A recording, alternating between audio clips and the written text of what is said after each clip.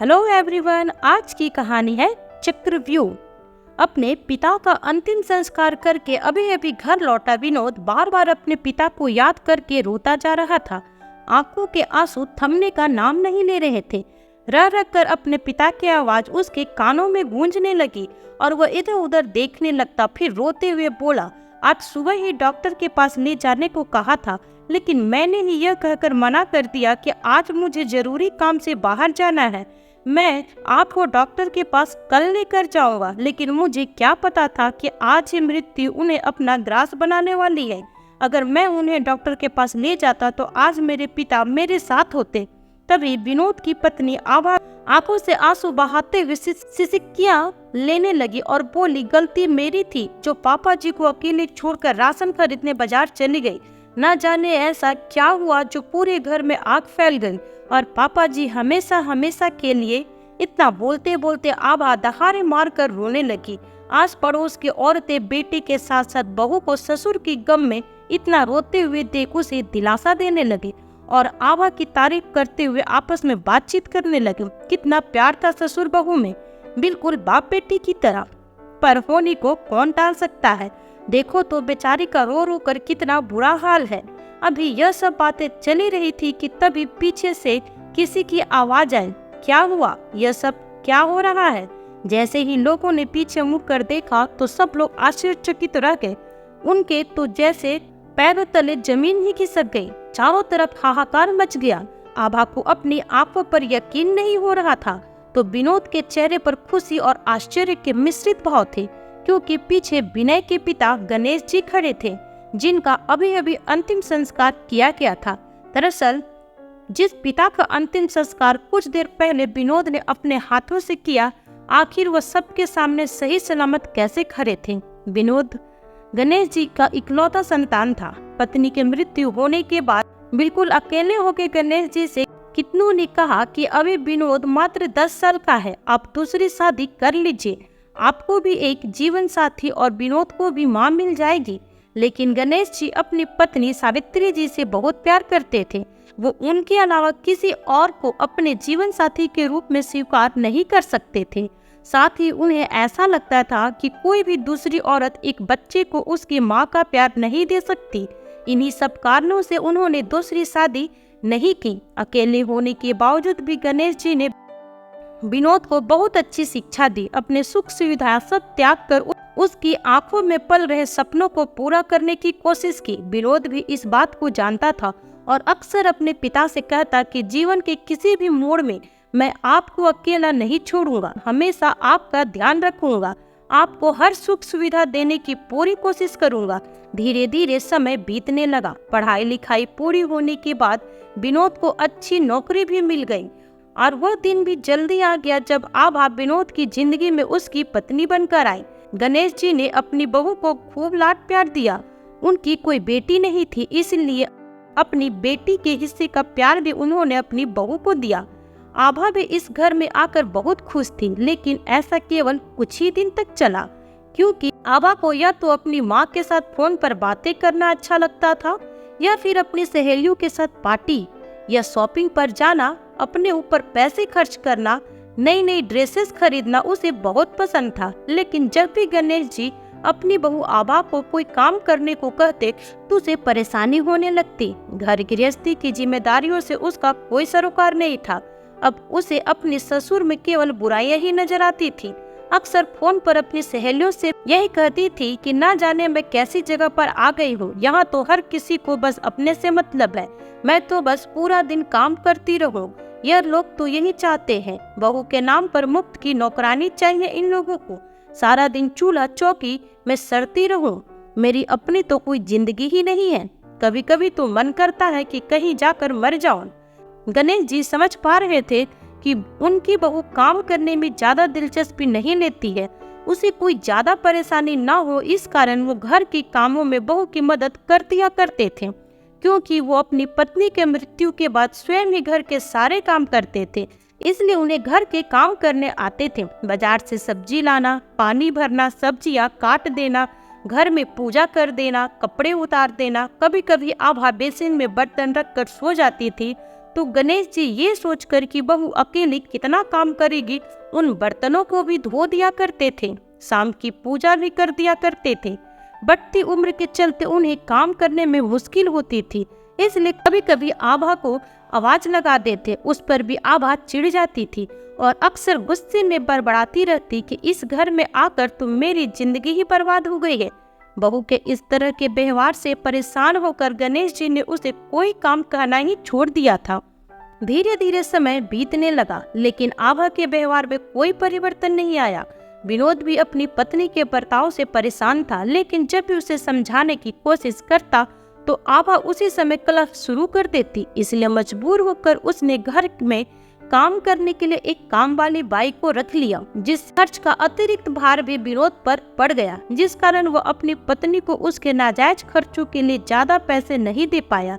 लेकिन कुछ दिन बीते तो आभा ने सोने के नेकलेस लेने की जिद पकड़ ली, लेकिन विनोद उसे टाल रहा था। परेशान होकर आभा ने अपनी माँ को फोन करके इस बारे में बताया और कहा, माँ, जब से शादी करके आई हूँ मैं तो परेशान हो गई हूँ, न जाने कैसे भिखारियों से पाला पड़ा है। तेरे दामाद से तो मेरी एक डिमांड तक पूरी नहीं की जाती। अब मुझसे रोज रोज इस तरह मन मार कर नहीं जिया जाता। अपनी बेटी को इस तरह परेशान देखकर आभा की माँ बोली, बेटी कोई जरूरत नहीं है इस तरह मन मार कर जीने की। जब तक वो नहीं तुम्हारी बात माने तब तक अपनी जिद पर अड़ी रहना। अपनी माँ की बात आभा के दिमाग में पूरी तरह बैठ गई। एक दिन जब विनोद ऑफिस से घर लौटा, बुरी तरह थका हुआ था। घर आकर जैसे ही अपना बैग रखा तो सामने पत्नी आभा का गुस्से से फूला हुआ चेहरा देखा। विनोद शायद अपनी पत्नी के गुस्से का कारण जानता था, इसलिए आभा को पानी लाने के लिए भी नहीं कहा और चुपचाप खुद ही जाकर रसोई घर में से पानी का गिलास भर कर ले आया। लेकिन आभा कहाँ चुप रहने वाली थी, चिल्लाते हुए बोली, तुम्हें मालूम भी है कि आज मेरी किट्टी पार्टी में मेरी कितनी बेइज्जती हुई है। मेरी सारी सहेलियां अपने सोने के गहने एक दूसरे को दिखा रही थी और मैं पिछले 6-7 महीनों से तुमसे सोने का हार मांग रही हूँ, वो तुमसे लाकर नहीं दिया गया। हद होती है कंजूसी की। मैंने इतने बड़े चीज भी नहीं मांग ली कि तुम पूरी ना कर सको। मैं तुम्हें बता देती हूँ, अगली बार जब मैं किटी पार्टी में जाऊंगी तो अपना सोने का हार ही पहन कर जाऊंगी, आभा ने गरजते हुए कहा। तो विनोद ने उसे प्यार से समझाते हुए कहा, देखो आभा, अभी मेरे पास इतने पैसे नहीं हैं। पापा बीमार रहते हैं, उनकी दवाइयों का भी खर्च होता है और फिर अब काम वाली लगाने के बाद खर्च और बढ़ गया है। जब मेरे पास कुछ पैसे होंगे तो मैं खुद तुम्हारी पसंद की ज्वेलरी बनवा दूंगा। अपने पति की बात सुनकर आभा उस समय चुप रह गई और सोने के नेकलेस के सपने देखने लगी। लेकिन विनोद अगले ही दिन जब ऑफिस से घर लौटा तो उसका मुंह लटका हुआ था। दरअसल पिछले 2 महीने से उसका काम सही से न होने के कारण उसके बॉस ने उसे अच्छी खासी फटकार लगा दी थी और अपने जूनियर्स के सामने अपना अपमान होते देख विनोद से रहा नहीं गया और उसकी भी अपने बॉस से बहस हो गई, जिसके चलते उसे कंपनी से निकाल दिया गया। विनोद को उदास देखकर गणेश जी ने उसे अपने पास बिठाया। पूछने लगे, क्या हुआ बेटा, तुम इतने परेशान क्यों हो? तभी विनोद ने बताया कि उसे कंपनी से निकाल दिया गया है।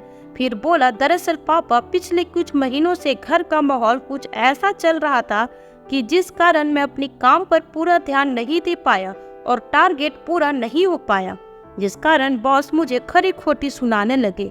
लेकिन मैं भी कैसे बर्दाश्त करता। गुस्से में मैंने भी उन्हें 2 बातें बोल दी। इसी वजह से मुझे कंपनी से निकाल दिया गया।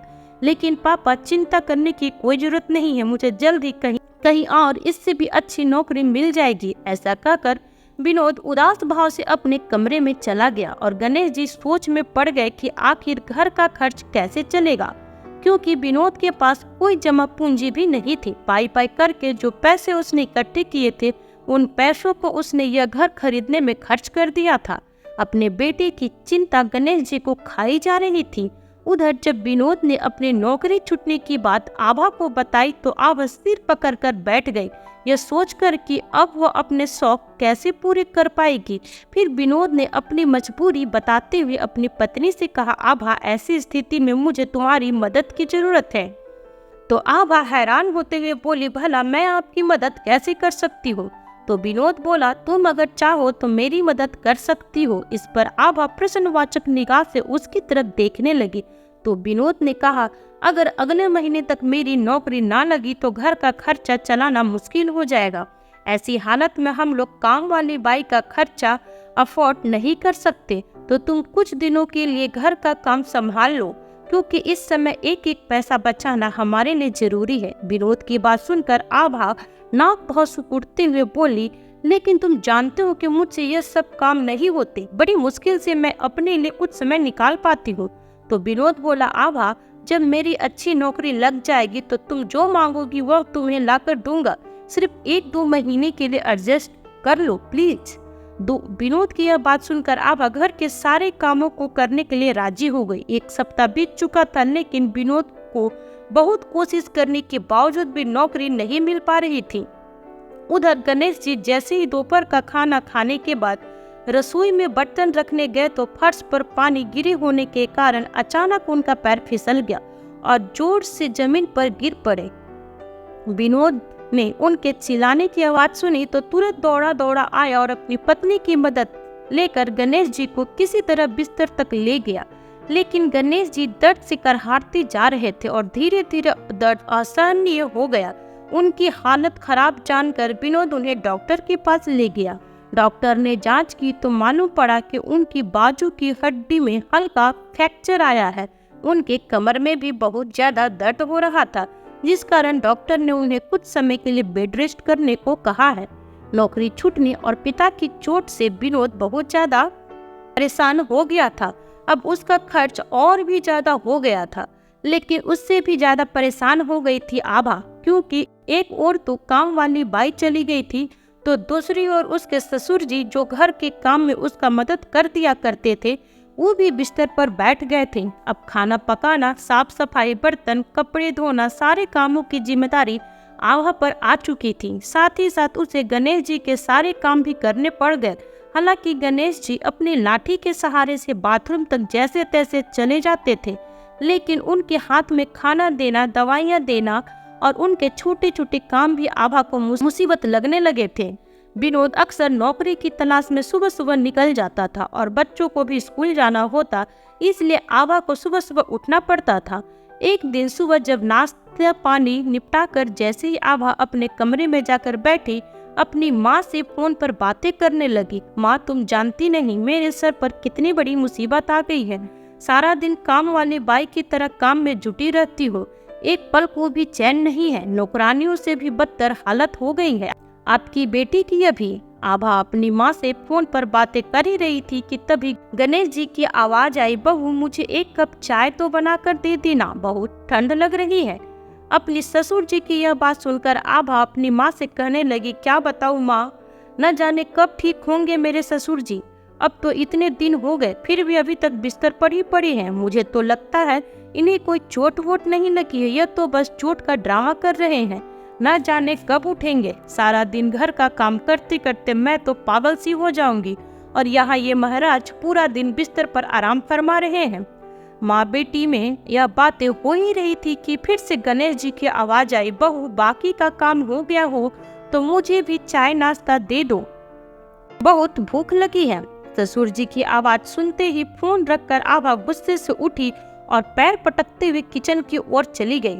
चलते भूनते हुए उसने चाय बनाई और साथ में 2 रोटियां बनाकर अपने ससुर जी के सामने पटकते हुए बोली, थोड़ी देर सब्र नहीं रख सकते थे क्या? आखिर मैं भी तो इंसान हूँ, सुबह से काम करते करते थक गई थी। अगर थोड़ी देर के लिए अपने कमरे में जाकर आराम करने लगी तो कौन सी बड़ी मुसीबत हो गई थी। बहू की तीखी बातें सुनकर गणेश जी आंखों में आंसू लिए बोले, बहू मुझे भी बार बार तुम्हें परेशान करना अच्छा नहीं लगता, लेकिन क्या करूं, मजबूरी के कारण मैं बिस्तर पर पड़ा हूँ। मेरी हालत ऐसी ना होती तो मैं भी कभी न बैठता, और फिर सुख दुख में और परेशानियों में परिवार के सदस्य ही तो एक दूसरे के काम आते हैं ना।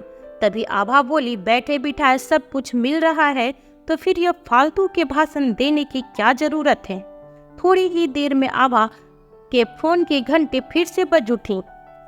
उसकी माँ का फोन आया था, बेटी आभा तेरी हालत देखकर तो मुझे तेरी चिंता खाई जा रही है, कितनी परेशानी झेलनी पड़ रही है मेरी बच्ची को।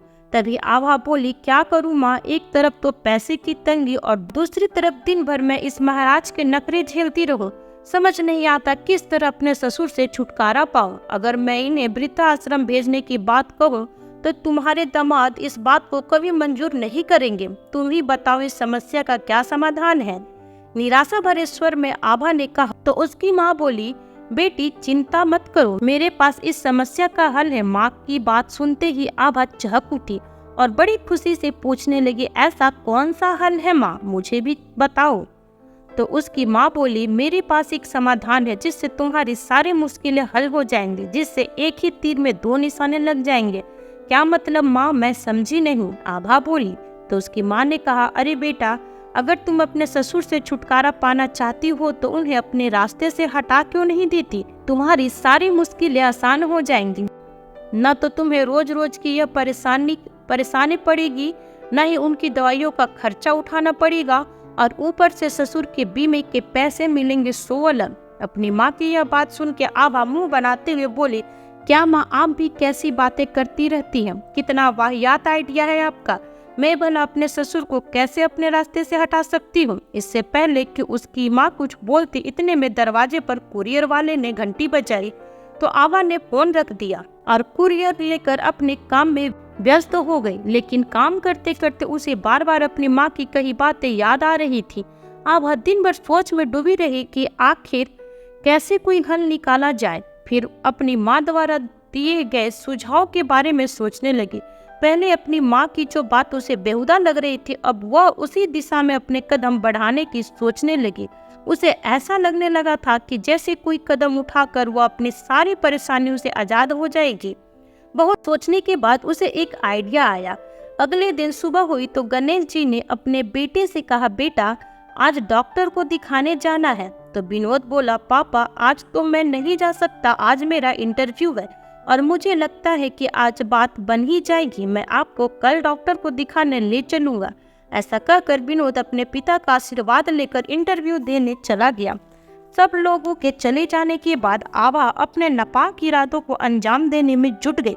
रसोई में जाकर गैस का रेगुलेटर खुला छोड़ दिया और जल्दी से पैसे और थैला उठाकर सब्जियां लेने के लिए मार्केट चली गई। जाते समय उसने घर की बत्ती भी बंद कर दी थी। अब गणेश जी घर पर बिल्कुल अकेले थे, लेकिन वह काफी समय से गहरी नींद में सोए थे, इसलिए आभा के जाने के कुछ समय बाद ही नींद से जाग गए। गणेश जी अपनी बहू आभा को पानी देने के लिए आवाज लगाते रहे, लेकिन न तो आभा का जवाब आया और न ही वह स्वयं आई। करीब 1 घंटा बीत जाने के बाद रसोई घर में आग लग गई और पूरा घर धुएं से भर गया। अब आभा बाजार से लौटे तो दूर से ही उसने घर में से धुआं निकलता नजर आया। धुएं को देखते ही सोचने लगी, आज तो किस्मत मुझ पर मेहरबान हो ही गई है। अब मेरी सारी मुसीबतें अपने आप खत्म हो जाएंगी। न तो ससुर के रोज रोज की किटकिट सुननी पड़ेगी और न ही दिन भर काम करना पड़ेगा। बीमा के पैसे आएंगे 100 अलग। लेकिन उसने अपनी खुशी चेहरे पर नहीं आने दी। अपने घर की ओर दौड़ते हुए उसने जोर जोर से चिल्लाना शुरू कर दिया। थोड़ी ही देर में आसपास के लोग इकट्ठा हो गए और आभा फूट फूट कर रोने लगी। ऐसा ढोंग करने लगी जैसे उसे अपने ससुर की कितनी परवाह है, और ससुर की फिक्र का नाटक करते हुए घर की ओर दौड़ने लगी तो लोगों ने उसे अंदर जाने से रोक लिया। उस समय विनोद भी घर वापस लौट आया। उसे नौकरी मिल गई थी, जिस कारण वह बहुत खुश था। लेकिन जैसे ही वह घर लौटा तो देखा फायर ब्रिगेड वाले उसके घर में लगी आग को बुझा रहे थे। घर के बाहर भीड़ ही भीड़ लगी हुई थी। आभा जोर जोर से रो रही थी, चिल्ला रही थी और बार बार चिल्लाते हुए बोल रही थी, कोई मेरे ससुर जी को बचा लो। उसकी यह बातें सुनते ही विनोद के हाथों से मिठाई का डब्बा छूट गया और वह कांपते हुए स्वर में बोला, आभा आखिर हुआ क्या और पापा कहाँ हैं? तो आभा ने रोते हुए घर की ओर इशारा करते हुए बताया कि पापा जी घर में हैं। इतना सुनते ही पापा पापा पुकारते हुए विनोद घर की ओर दौड़ा, लेकिन तब तक बहुत देर हो चुकी थी। घर में लगी आग तो बुझाया जा चुका था, लेकिन जैसे ही सब लोग अंदर गए तो देखा कि अंदर एक वृद्ध की लाश पड़ी थी जो पूरी तरह से आग से झुलस चुकी थी। यह सब देखते ही विनोद के दुख का ठिकाना न रहा। पापा पापा चिल्लाते हुए विनोद जोर जोर से रोने लगा तो दूसरी ओर आभा भी ऐसे चिल्लाती जा रही थी जैसे कि उसकी दुनिया ही लूट गई हो। सभी रिश्तेदारों को सूचित कर दिया गया और 2 घंटे बाद गणेश जी का अंतिम संस्कार भी हो गया। अंतिम संस्कार करने के बाद सब लोग घर पहुंच चुके थे। रसोई घर से आग फैलने के कारण रसोई घर और हॉल बुरी तरह क्षतिग्रस्त हो गया थे, जबकि बाकी के कमरों में कुछ खास नुकसान नहीं हुआ था। कभी विनोद अपने पिता को याद करता तो कभी अपने घर को देखता जिसमें पिता के साथ उसकी कितनी यादें जुड़ी हुई थी। उधर रोने का ढंग करती हुई आभा सोचकर परेशान थी कि आखिर उसकी माँ अभी तक पहुंची क्यों नहीं। विनोद अपने पिता के गम में लगातार रोए जा रहा था तो आभा भी सिसकियां लेकर अपना दुख प्रकट कर रही थी। आज पड़ोस की औरतें कभी गले लगाकर आभा को सहारा देती तो कभी बातों से संतावना। सहसा दरवाजे से कोई अंदर आया और आवाज आई, क्या हुआ, यह सब क्या चल रहा है। यह आवाज सुनते ही लोग पीछे मुड़कर देखने लगे, लेकिन जिसने भी देखा तो देखता ही रह गया। अचानक सब लोगों में हाहाकार मच गई। जैसे ही विनोद ने पीछे मुड़कर देखा तो उसके हैरानी का ठिकाना न रहा, क्योंकि वहां और कोई नहीं बल्कि स्वयं गणेश जी ही खड़े थे। उन्हें देखते ही विनोद जोर से चिल्लाया, पापा, और दौड़ते हुए अपने पापा के गले लग गया। गणेश जी को अपने सामने खड़ा देख उनकी बहू आभा की आंखें फटी की फटी रह गई। वह तो लगभग चक्कर खाकर गिरने ही लगी थी। उसे समझ नहीं आ रहा था ऐसा कैसे संभव है। जिस पिता का अभी अंतिम संस्कार करके वह घर लौटे, वह पिता आखिर उनके सामने सही सलामत जीते जागते कैसे खड़े थे। और यदि गणेश जी यहाँ खड़े हैं तो जिसका उन्होंने अंतिम संस्कार किया था वह कौन था। इस सवाल का जवाब जानना बहुत जरूरी हो गया था। दरअसल हुआ यूं कि जैसे ही आभा रेगुलेटर पूरा छोड़कर बाजार के लिए निकली ही थी और गणेश जी पानी के लिए अपनी बहू को पुकार रहे थे, तभी 2 मिनट बाद ही दरवाजे की घंटी बजी। अब तक गैस पूरे घर में नहीं फैली थी तो गणेश जी जैसे ही उठकर दरवाजे पर गए, बत्ती जलाई और दरवाजा खोला तो कमजोरी की वजह से चक्कर खाकर गिर पड़े।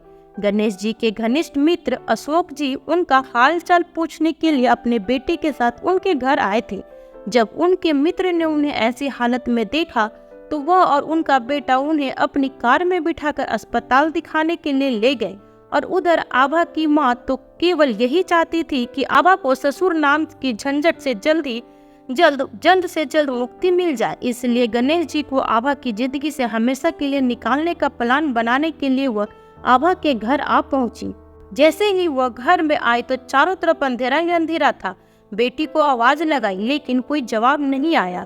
जैसे ही बत्ती जलाई तो स्विच की स्पार्किंग से घर में फैली गैस से आग पकड़ ली। तुरंत ही आग ने पूरे रसोई घर और हॉल को घेर लिया। आभा की माँ उस आग की चपेट में आ गई। आग में झुलसते हुए चीखने चिल्लाने लगी। धुएं के कारण उन्हें कुछ दिखाई नहीं दे रहा था। बाहर निकलने का और अपनी जान बचाने का कोई रास्ता नजर नहीं आ रहा था। वहीं गणेश जी को समय पर खाना न मिल पाने के कारण बहुत ज्यादा कमजोरी आ गई थी तो डॉक्टर ने उन्हें ग्लूकोज चढ़ा दिया था, जिस कारण से उन्हें घर आने में देरी हो गई।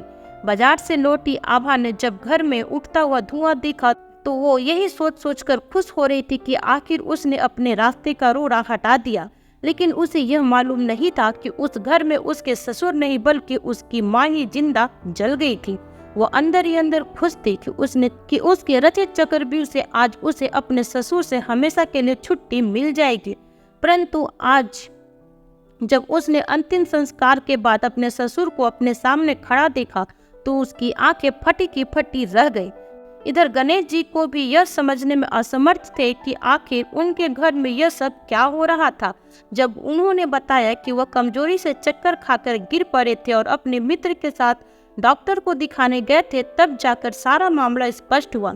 लेकिन यह बात सबके सामने अब तक स्पष्ट नहीं हो पाई थी कि आखिर मृत्यु किसकी हुई थी। पुलिस को बुलवाया गया। आस पड़ोस के सारे सीसीटीवी कैमरा को चेक करवाया गया।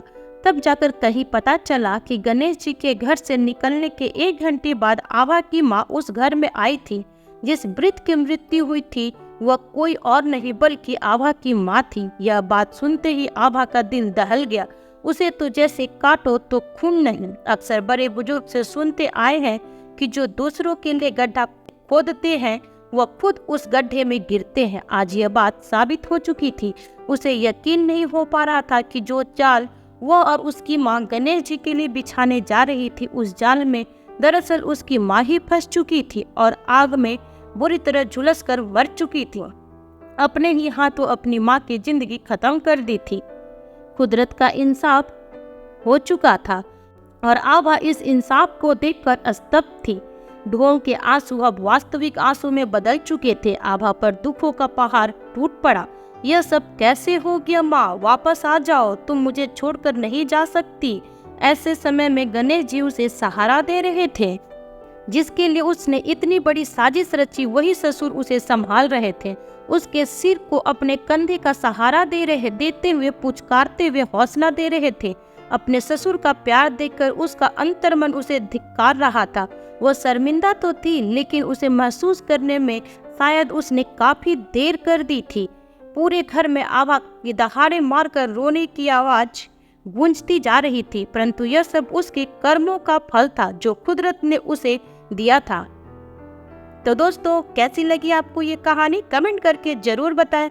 साथ ही लाइक शेयर सब्सक्राइब करना बिल्कुल ना भूलें। फिर मिलती हूँ आपसे न्यू वीडियो में नई कहानी के साथ। तब तक अपना ख्याल रखें और स्वस्थ रहें। Bye bye.